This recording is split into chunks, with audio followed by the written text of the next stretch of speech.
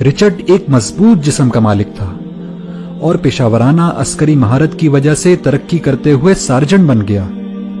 اس نے امریکی فوج کی طرف سے کئی جنگوں میں شرکت کی۔ رچرڈ اس انتہائی خصوصی چھاپا بردار گروہ کا بھی حصہ تھا جسے بوسنیا کے قاتل ملوسوچ کو زندہ پکڑنے کے لیے بھیجا گیا تھا۔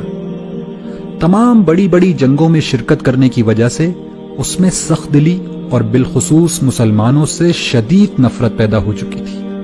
یہ نفرت اتنی بڑی کہ ایک دفعہ جوتے کی دکان میں اس نے 2 برقع پوش خواتین کو دیکھا تو ان کی گردنیں توڑنے کا ارادہ کر لیا تھا۔ اسی شدید نفرت کے سبب اس نے منسی میں مسلمانوں کی مسجد میں جمعے کے دن دھماکہ کرنے کا منصوبہ بنایا۔ اس کا منصوبہ تھا کہ وہ سینکڑوں مسلمانوں کو بم سے اڑا کر اپنی گاڑی میں بیٹھے ان کے چیتھڑے اڑتے دیکھے گا، لیکن قدرت کو کچھ اور ہی منظور تھا۔ مسجد کو بم سے اڑانے سے پہلے اس نے آخری دفعہ اسلام اور مسلمانوں کو جاننے کا فیصلہ کیا۔ رچرڈ مسجد میں داخل ہوا تو وہاں ایک نمازی نے اس کو خوش آمدید کہا اور پوچھا کہ کیا وہ اس کی کوئی مدد کر سکتا ہے۔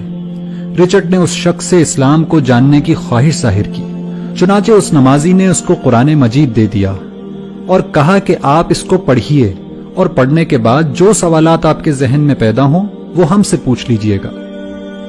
چنانچہ رچرڈ قرآن پڑھتا گیا اور مسجد جا جا کر سوال کرتا رہا، یہاں تک کہ 2 مہینے بعد دنیا نے قرآن کا یہ معجزہ بھی دیکھا کہ وہی شخص جو کل مسجد کو بم سے اڑانے کی تیاری کر رہا تھا آج وہیں کلمہ شہادت پڑھ رہا ہے۔ رچرڈ اس مسجد کی انتظامی کمیٹی کا 3 سال تک صدر رہا اور آج مایوسی اور نفرت کے شکار لوگوں کی کاؤنسلنگ کرتے ہوئے امریکہ میں اسلام کی دعوت لوگوں تک پہنچاتا ہے۔ ایک انٹرویو میں رچرڈ نے بتایا کہ قرآن کی اس ایک آیت نے اس کی زندگی تبدیل کر دی کہ جس شخص نے کسی ایک شخص کی جان بچائی اس نے گویا پوری انسانیت کو بچا لیا۔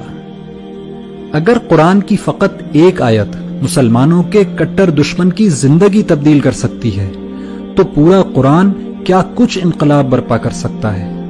لیکن پھر بھی ہماری زندگیاں کیوں تبدیل نہیں ہو رہی؟ اس کی وجہ صرف ایک ہے کہ رچرڈ نے قرآن کو پڑھا اور سمجھا، لیکن ہم قرآن کو صرف پڑھتے ہیں، سمجھتے نہیں، ورنہ یہ ممکن ہی نہیں کہ رچرڈ کی طرح ہماری زندگیاں بھی تبدیل نہ ہوں۔